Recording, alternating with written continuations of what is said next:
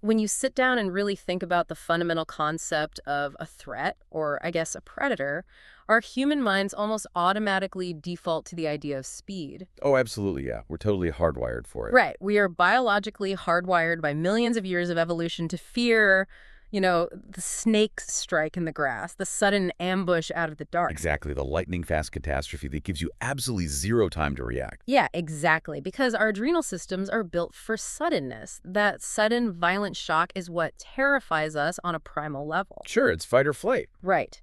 But today, we are going to look at a threat that completely flips that evolutionary script.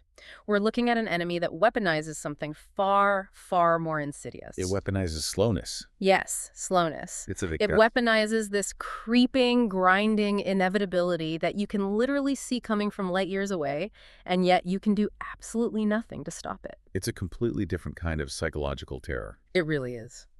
So, welcome to the deep dive. Today, you and I are heading out to the fringes of the galactic east. Deep into the cool stars, right? Yep, the ghoul stars. We're digging into a series of highly classified astropathic intercepts and inquisitorial battle logs regarding a very specific Tyranid tendril. And it is a fascinating one.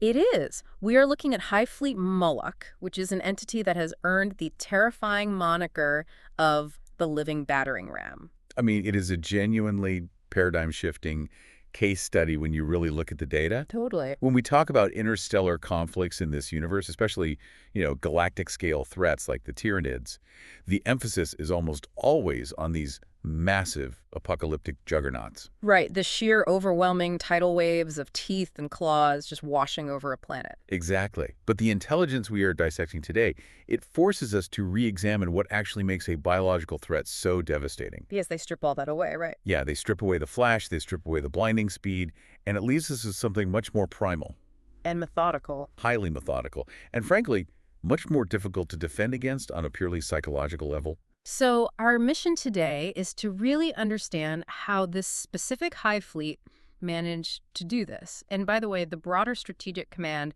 explicitly categorizes Moloch as a so-called minor threat in the grand scheme of the galaxy. Which is wild when you see the casualty reports. Oh, it's insane. They're called a minor threat, but they have still managed to carve this unimaginable, bloody, and thoroughly scorched path straight through the ghoul stars. And they haven't done this by being the fastest tendril either. Right, or by possessing the most massive bioships. They have done it by taking the ancient, grueling human art of siege warfare and just mutating it into a biological nightmare. It really is. Okay, let's unpack this, because right out of the gate, looking at these field reports, there is a very stark, very rigid line drawn in the sand. A huge operational difference. Yeah, exactly, between how Moloch operates and how the other major hive fleets wage war. That baseline distinction is vital, if we really want to understand the horror of Moloch. Because if you look at the historical data on the major fleets, Behemoth and Leviathan. Right, the big ones. Yeah. The strategic logs refer to them as apocalyptic juggernauts. And let's think about the language there. An apocalypse is a sudden event. It's an overwhelming total collapse. Exactly. When Behemoth swept into the Macrogg system, they didn't, knock on the door and set up camp. They washed over the defenders in a tidal wave of biological consumption. Just flooding the zone with billions of gaunts. Choking the skies with gargoyles, yeah. They were trying to overwhelm the defenders' firing lines in a matter of hours. Basically a galactic-scale flash flood. That's a great way to put it. Break the dam, drown the valley, consume the biomass, move on to the next system. Right. High speed, high intensity. But Moloch operates on an entirely different set of tactical principles. It's classified as a minor hive fleet because its footprint is smaller, sure. But as we see in the logs, minor does not mean less lethal. Not at all. It just means a radically different methodology. Moloch doesn't attempt to rapidly consume worlds. Right. They don't do the flash flood thing. No, their core biological doctrine is geared entirely towards the grinding, methodical art of siegecraft. They isolate, surround, and systematically crush deeply fortified positions.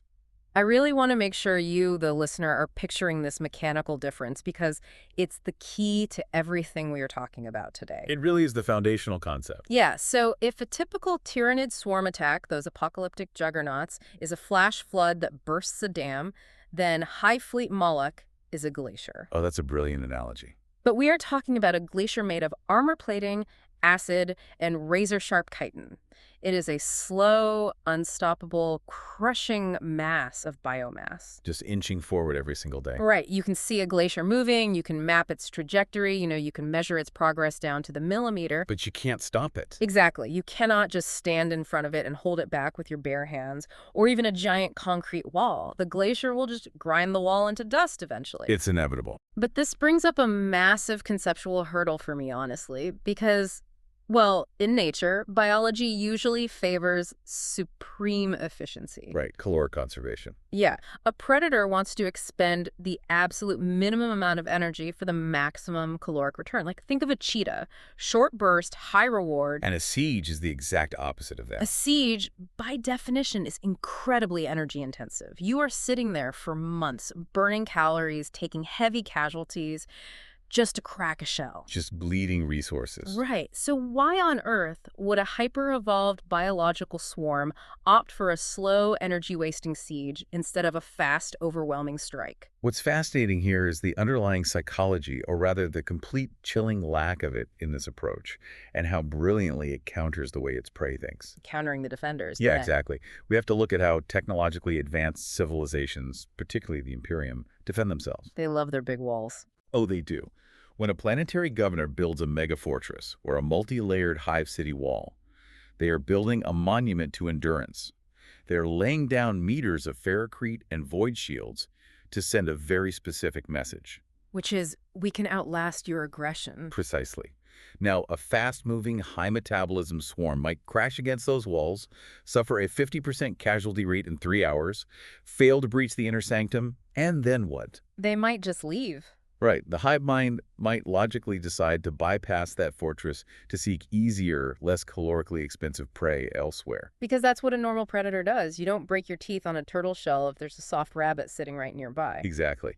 But Moloch completely removes that variable from the board. By not caring about the caloric cost. By committing its entire evolutionary design to a siege doctrine. It turns the defender's absolute greatest asset, their impregnable walls, into a psychological prison. Oh man, I see what you're saying.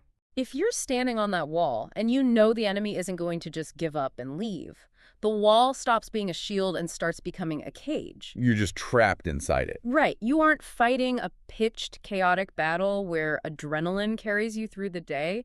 You are just sitting there trapped with your own thoughts, waiting for the glacier to hit. That is the terror of it. It forces the defenders into a state of agonizing passivity.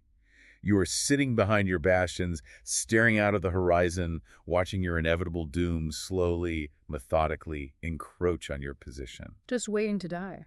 The soldiers on those walls have to wake up every single day, look through their binoculars, and see that this biological glacier of horrors has moved another 50 meters closer. Which proves that blinding speed isn't the only way to break a defending army. Not at all. Sometimes, the most efficient way to conquer a world is to break the defender's will to fight long before your claws even scrape against the physical ferrocrete. So they are weaponizing despair. Completely. Moloch weaponizes despair. It utilizes the slow, relentless application of overwhelming pressure because the hive mind behind this specific fleet knows that every material, no matter how strong, eventually suffers structural fatigue. It is a doctrine of absolute, terrifying certainty. It really is. And these battle logs give us an incredibly detailed, granular look at the specific instrument that Moloch uses to execute this doctrine of certainty. Yes, the primary siege weapon. Exactly. It introduces us to the ultimate living siege weapon. The field reports consistently highlight one organism above all others, and that's the Carnifex. A truly terrifying creature. Now, for the uninitiated listening, the reports describe the Carnifex as a hulking monstrosity. But it isn't just deployed as a heavy weapons platform. No, they have a very specific tactical role. Moloch uses them specifically as shock troops to carry out frontal assaults on deeply entrenched positions. The military designations literally translate to a living battering ram. That specific terminology, living battering ram, is absolutely crucial to grasping Moloch's methodology here. Right, because it's not a metaphor. No, it's literal. Yeah. We aren't talking about a beast of burden here. The genetic sequencing data from Moloch invasion zones shows an unusually high, almost anomalous proportion of these carnifexes being birthed by the fleet's Norn queens. So they're mass-producing them. Yes, they aren't holding them back as heavy support or defensive anchors. These creatures are the very tip of the spear. The vanguard of the siege? Exactly. A carnifex is a creature biologically engineered for one singular violent purpose: to tear down the walls, bunkers, and defenses of the galaxy's most formidable bastions. I mean, we are talking about an organism the size of a hat block. Easily. Layered in chitinous armor that rivals tank plating and capable of just shrugging off anti-tank weaponry. I really want to dig into the actual biology of that because it's kind of hard to visualize. It defies standard biology, sure. Yeah, like, how does an organic creature actually function as a battering ram? If I run headfirst into a brick wall, I break my neck. What makes the Carnifex able to survive shattering a ferrocrete bunker? Well, it comes down to hyper-accelerated evolutionary engineering. A carnifex doesn't have a mammalian skeletal structure that snaps under pressure like ours would. So it's not just big bones. No, its carapace is a highly dense, mineralized chitin that actually displaces kinetic energy across its entire body mass. Oh, wow. So the armor absorbs the impact. Exactly. Hmm. And beneath that armor, you have layers of shock-absorbing musculature and redundant organ systems. Redundant organs. Yeah, if you blow off half its torso, the secondary organs just take over without missing a beat. Furthermore, they are often engineered with massive, scythe-like claws, or dense, calcified crushing claws. Right, the logs mention those. These claws can exert enough hydraulic pressure to snap a steel girder like a dry twig. And most importantly, their nervous systems are heavily suppressed. Meaning they don't feel it. Right. They do not register pain in any way that would deter their advance. They are living kinetic missiles. When they hit a wall, all of their biological mass is transferred into blunt force trauma against the structure. It's just devastating force. And we actually see exactly what that looks like in action in the logs. Oh yeah, the combat reports are staggering. There is a specific engagement detailed here that absolutely blew my mind. The Battle of Godva. Godba, yes. A textbook Moloch assault. Now, Godva wasn't just some backwater agricultural planet. This was an Adeptus Mechanicus weapons testing world. A literal fortress of firepower. Exactly. For you listening, try to picture a planet entirely dedicated to the most advanced, destructive, heavy machinery humanity is capable of producing. The biggest guns the Imperium had. Right. And the battle reports state that this conflict pitted the Imperium's absolute mightiest super heavy tanks against Moloch's living battering rams. Head to head. Let me tell you, when I read this, my brain had a really hard time rendering the physics of the scene. How does flesh and bone, no matter how highly evolved, no matter how dense that chitin is, genuinely compete with an Imperial super heavy tank? It seems impossible on paper. It does. We are talking about machines like bane blades, things the size of small buildings with cannons that shoot explosive shells the size of a person. Massive ordnance. I picture a military commander sending a massive herd of rhinos to charge a line of heavily armored bulldozers equipped with artillery cannons. It just sounds like the biology should be instantly vaporized into a red mist. Well, your confusion is entirely justified. And, your rhino versus bulldozer analogy is a perfect window into how a standard human military commander would view the tactical hololith. Right, you'd think it's a guaranteed win for the tanks. Any sane general would look at the physics, look at the armor thickness of a bane blade, look at the yield of its primary cannon, and assume overwhelming, flawless victory. Because it's a walking building with a gun. Exactly. A super heavy tank has armor plating that is meters thick, forged from bonded ceramite and adamantium. Its munitions can vaporize city blocks. So a Carnifex shouldn't stand a chance. Yeah. From a purely ballistic standpoint, yes.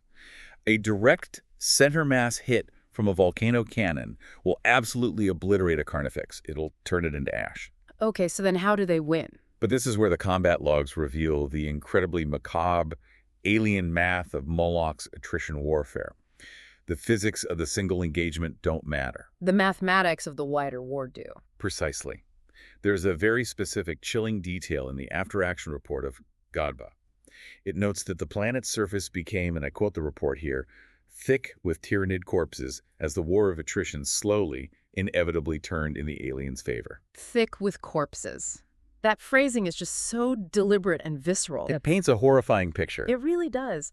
The author of the report didn't say the battlefield was littered with bodies or covered in them. They said it was thick with them. The bodies ceased to be casualties and literally became the terrain itself. That is the perfect way to phrase it. And it strikes at the core of Moloch's horrifying operational calculus. Let's really break down the underlying economics of this specific battle. Okay, let's look at it. Let's look at the AdMech.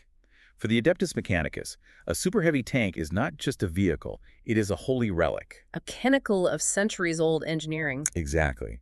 To build one requires mining incredibly rare materials, maintaining incredibly complex manufacturing lines, dedicating hundreds of tech priests to the construction. It takes decades to construct. Yes, perhaps decades to construct, test, and bless the machine.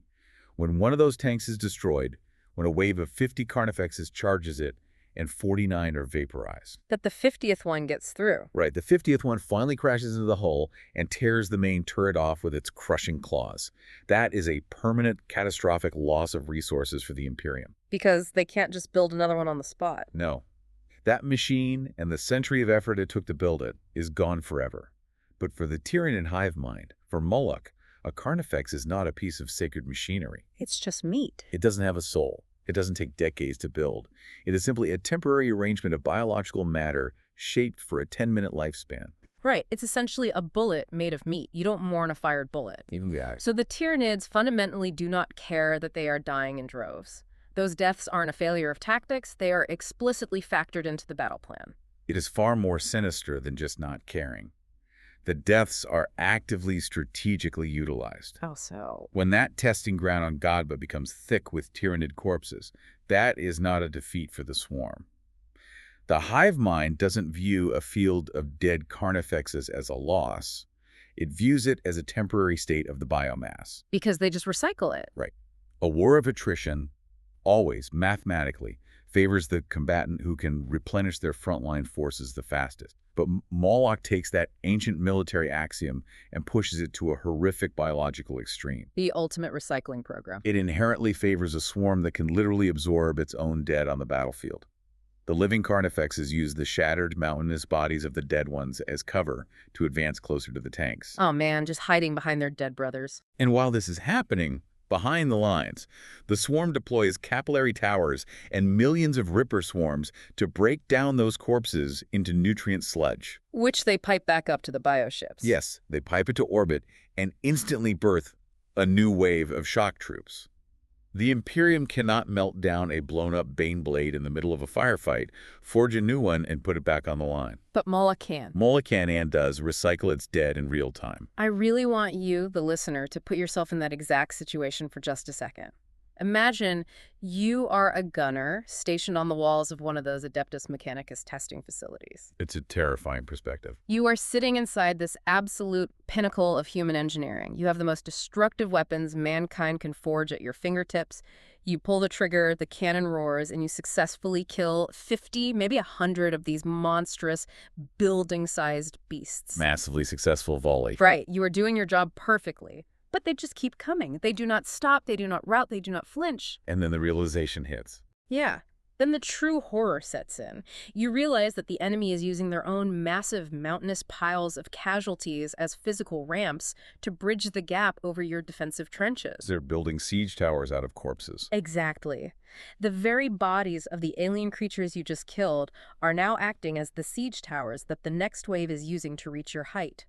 It is a psychological nightmare that completely negates whatever technological superiority you thought you had. That psychological horror, that realization that your weapons are just building the stairs for your own executioners, is the necessary prelude to macro-scale devastation. Because it doesn't stop at just one fortress. No, Moloch doesn't just win localized planetary battles, it completely erases histories. The strategic reports transition from these localized tactical engagements, like Godba, to the broader sector-wide impact of the fleet. Right, zooming out to the big picture. And this is where we truly comprehend the apocalyptic scale of this supposedly minor threat. Let's look at Moloch's trajectory through the Kiltor sector. Yeah, the report drops this incredibly heavy, world-shattering fact with almost chilling casualness. It notes that Hive Fleet Moloch was responsible for the effective extinction of the Tyrellian civilization. The Tyrellians, yes. Which the logs describe as a reptilian dog-soldier Xenos race. Just let that sink in for a second. Entire star systems consumed, an entire species completely wiped from the galactic board. The absolute finality of that statement requires us to really pause. Effective extinction. It's not just a lost battle. Right. We aren't talking about a military defeat or loss of territory or a government collapsing. We are talking about the complete, permanent erasure of an entire sapient civilization. Gone forever. Think about what that implies. The Turellians had their own history, their own rich culture, their own architecture, their own philosophical evolution spanning potentially millions of years. And all of it is just gone. Every single trace of their existence in this universe was permanently snuffed out, digested, and turned into fuel by a fleet that the wider galaxy's strategic command classifies as minor. Which is just a crazy label to use. It severely underscored the dangerous relativity of that term. In the grand, horrific scale of the 41st millennium, a biological entity capable of effortlessly causing the total extinction of a spacefaring race is considered a secondary threat. A footnote in the strategic logs. It proves that calling them minor vastly understates the lethality, the thoroughness, and the grinding efficiency of Moloch.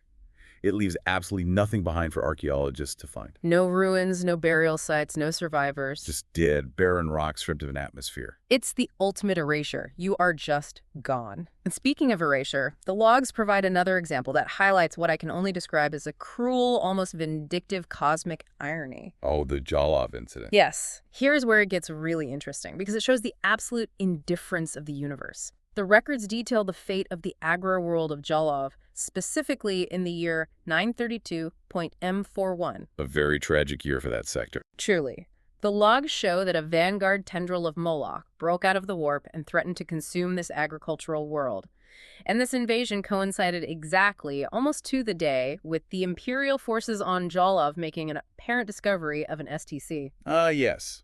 The STC, a standard template construct. Now, I know many of you listening are deep into the lore, but for those who need a quick refresher on just how massive this is, an STC is the Holy Grail. The ultimate technological prize. Exactly. The way the historical records frame it, the discovery of even a fragment of a working STC is a monumental, paradigm-shifting, world-altering event for the Imperium. It's flawless, lost technology from humanity's golden age. Right. Finding an STC can elevate a backwater world to a sector capital. It can change the course of an entire crusade. So I'm reading this log, and it struck me as quite literally the most tragic timing in the entire history of the universe. It's almost comical how bad the timing is. It is. Imagine buying a lottery ticket, scratching it off, and realizing you just won a multi-billion-dollar jackpot. All your problems, your family's problems, your entire town's financial problems are solved forever. You're set for life. You are holding the key to a golden future in your hand. And on the exact same afternoon, a rogue, city-sized meteor drops out of the sky, strikes your house, and vaporizes you instantly. Just total random annihilation. It is just astronomically, laughably bad luck. Your analogy captures the sheer absurdity of the tragedy, but when you dig deeper and synthesize this event with the core nature of High Fleet Moloch, you arrive at a realization that is even more chilling than bad luck. Which is? Moloch does not care. It doesn't know what it destroyed, and if it did know, it still wouldn't care. Moloch is utterly blind to the historical, technological, or cultural significance of a planet. It's just food to them. Exactly. The Imperial forces, the tech priests on Jalov, they were likely experiencing a moment of profound religious triumph. They believed they had just secured a glorious future for their entire sector with this technological holy grail. They were probably broadcasting hymns of praise to Terra. Right. And then a vanguard tendril of a biological siege fleet drops into orbit. The Tyranid swarm doesn't know what an STC is. It doesn't value data or history or golden age tech. It only values carbon, water, and biomass. It is a blind, grinding force of nature that interrupts the highest triumphs of civilization with brute, uncaring force. It is the universe aggressively proving its complete indifference to the hopes and dreams of humanity. Damn. The STC was just another source of minerals to be melted down into a carnifex claw. That cosmic indifference is so heavy, it's suffocating. But the inquisitorial logs don't let us linger on it because they move straight into what has to be the most harrowing, grueling, specific engagement outlined in this entire collection of data. Pyrrhect Prime. Yes, we have to talk about Carrick Prime. The field reports tell us that a splinter fleet of Moloch laid siege to this specific hive city. And I want to be clear about the timeline here. It wasn't brief. No. It didn't just attack the walls for a few days or a week or a month. The Tyranid siege of Perak Prime lasted for a staggering 18 months. An 18-month unbroken planetary siege against a single contained hive city. It's hard to even wrap your head around. The psychological and logistical toll of that is almost impossible for a human mind to quantify. Exactly. Let's build the picture here. A hive city is a continent-sized spire housing billions of people sealed behind colossal macro walls and void shields. A massive structure. And we just established that Moloch's primary doctrine is the relentless use of carnifexes, these living battering rams, for frontal shock assaults. So you have the defenders inside, an Imperial Guard regiment the logs identify as the Vostroyan Ninth, nicknamed the Old Irascibles.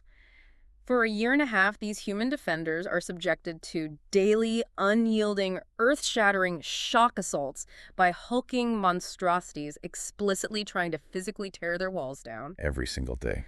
Try to fathom 18 months of the ground constantly shaking, 18 months of the Fair Creek cracking under the kinetic impact of giant claws. The noise alone would drive you mad. 18 months of hearing the screeching of the swan through the walls with the absolute agonizing certainty that if the structural integrity fails for even a single second, billions of civilians die. We must break down the grim, horrific calculus of what those 18 months actually forced the Vostroyan Ninth to endure.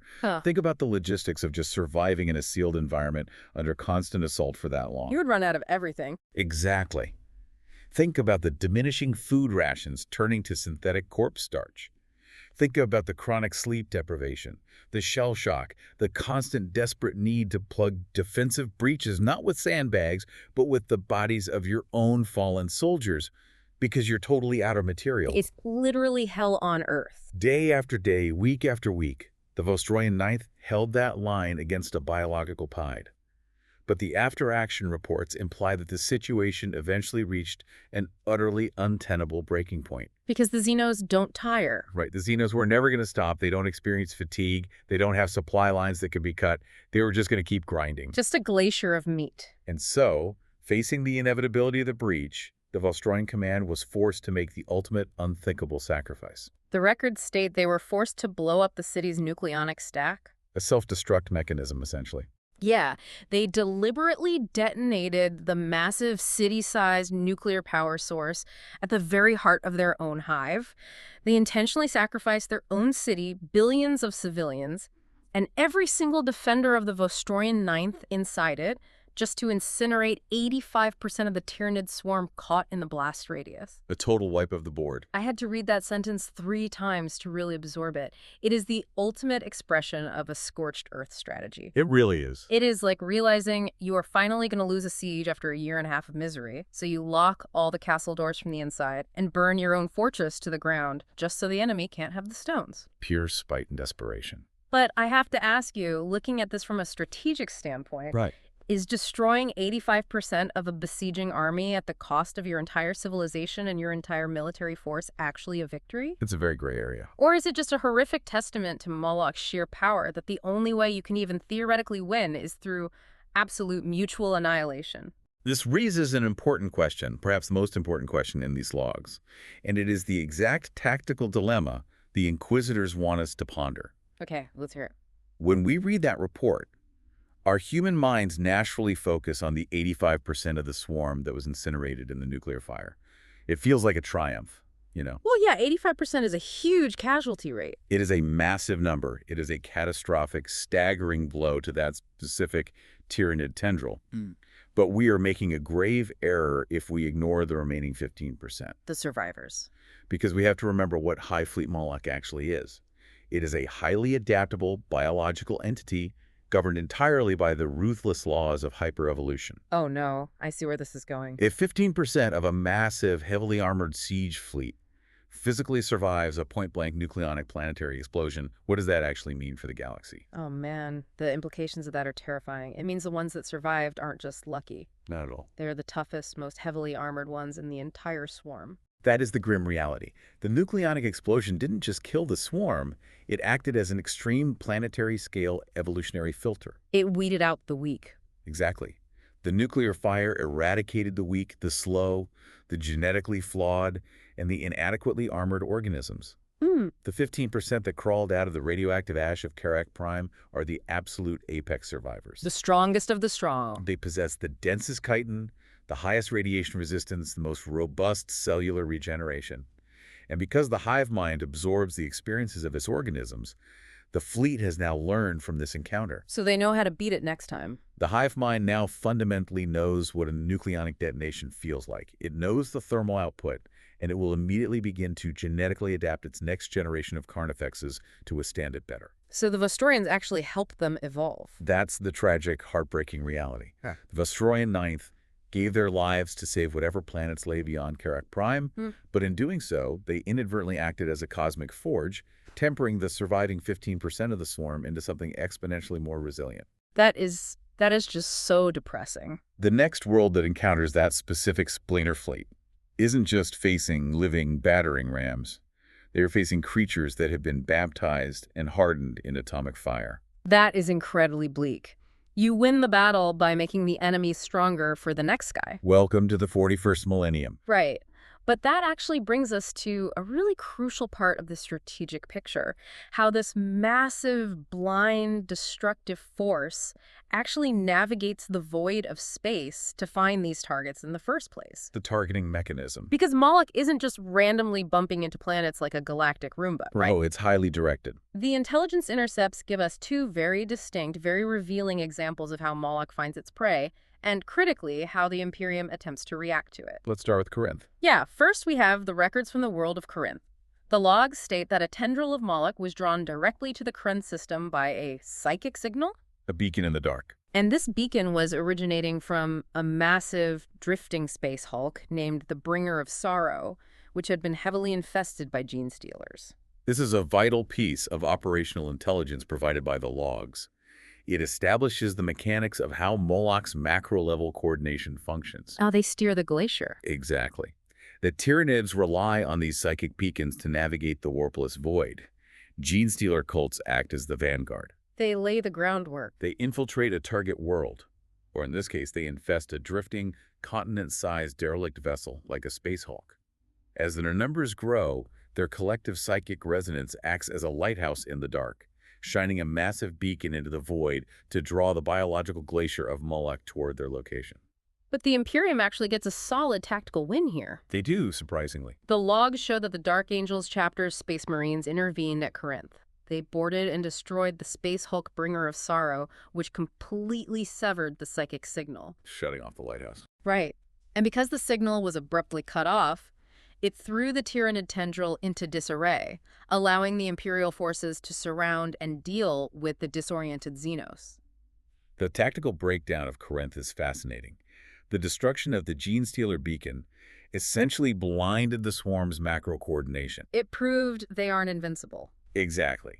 It proves that while Moloch is an unstoppable physical force when it has you pinned in a siege, it can be outmaneuvered strategically on a stellar level. You just have to be smart about it. If you blind the beast by removing its guiding light, you can break the cohesion of the tendril and defeat its scattered elements in detail. It provides a highly effective blueprint for how to fight Moloch. Which is, don't fight the battering ram. Exactly. You do not fight it at your walls. You fight the infrastructure that guides it to your walls. You intercept the scouts. You destroy the lighthouses. Right. So Corinth is the tactical, almost optimistic example of how to handle the threat. The best case scenario. But then the logs immediately hit us with the situation at Caladan. And this is where the sheer, suffocating coldness of the 40K universe really sets in. It's a stark contrast. Caladan is described in the files as a primitive imperial world. Feudal, low-tech, just basic human civilization. The reports note that a Tyranid lictor, which is a highly advanced stealth and scout organism, was encountered on Caladan by the locals and killed. A lucky kill by the locals. Yeah, but because it was killed, its death spasm sent a psychic ping, and a subfleet of Moloch was diverted off its main path, heading straight toward this primitive planet to investigate and consume it. And this is where we see the human equivalent of Moloch's unfeeling biological calculus. The bureaucracy of the Imperium. Exactly. The Imperial Navy commanders in the sector were fully aware of this diversion. Their augurs saw the subfleet alter its trajectory and head straight toward this densely populated, defenseless, primitive world. They saw it happening in real time. And what was the command decision? The strategic logs state very clearly in black and white that the Imperial Navy decided not to intervene. They just let it happen. The logs literally state they deemed monitoring the overall threat more important than saving a single world. It's just cold math. I was genuinely shocked by this level of bureaucratic cruelty.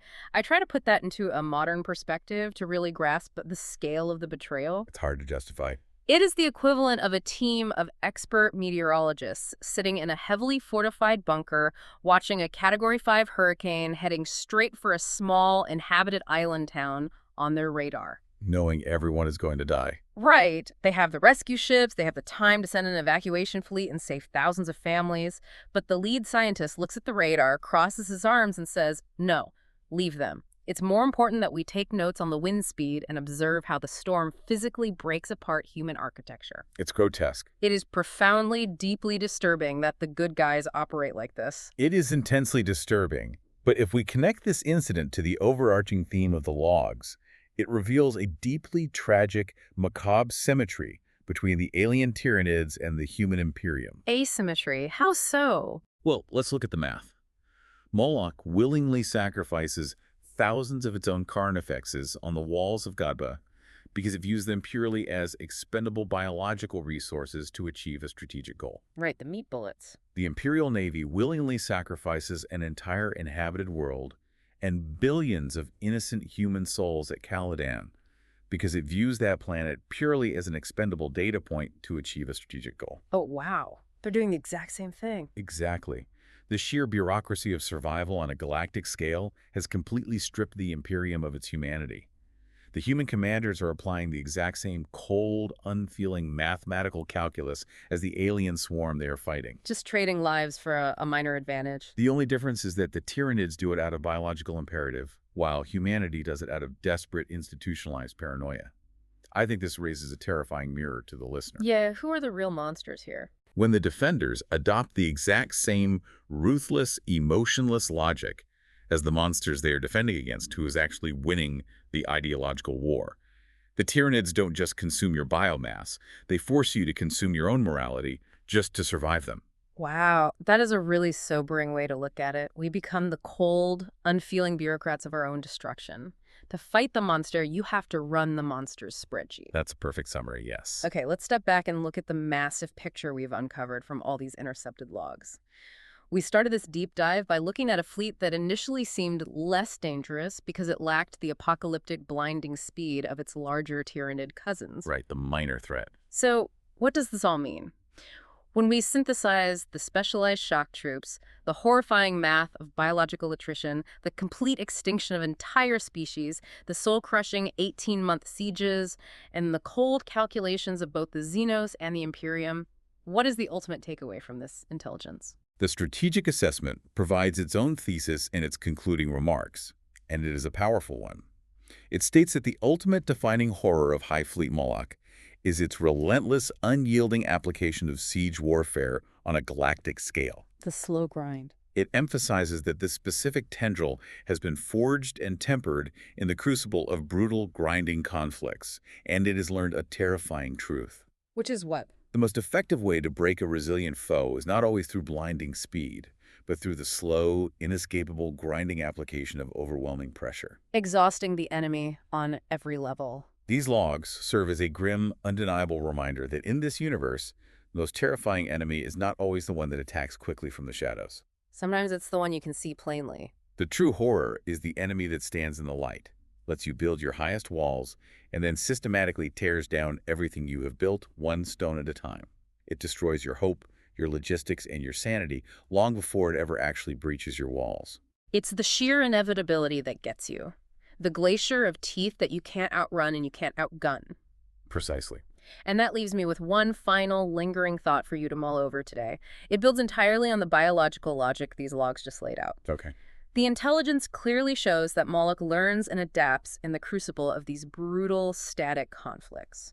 We know it is constantly testing its living battering rams against the Imperium's absolute greatest super-heavy tanks, its thickest void-shielded walls, and even its nucleonic city-level explosions. Constantly iterating. Exactly. It is a biological algorithm always solving for X, always evolving its armor. So, if this grinding force is entirely defined by its evolutionary ability to break fortresses, what happens when Fleet Moloch eventually encounters a fortress that fundamentally physically cannot be broken by brute kinetic force? That's the million-dollar question. Right. Will the swarm just shatter against the wall and die out? Or will this slow, grinding entity be forced by its own genetic imperative to evolve an entirely new, even more terrifying doctrine of war? A truly chilling thought. What does the living battering ram become when the door simply refuses to open? I guess we'll just have to wait and see.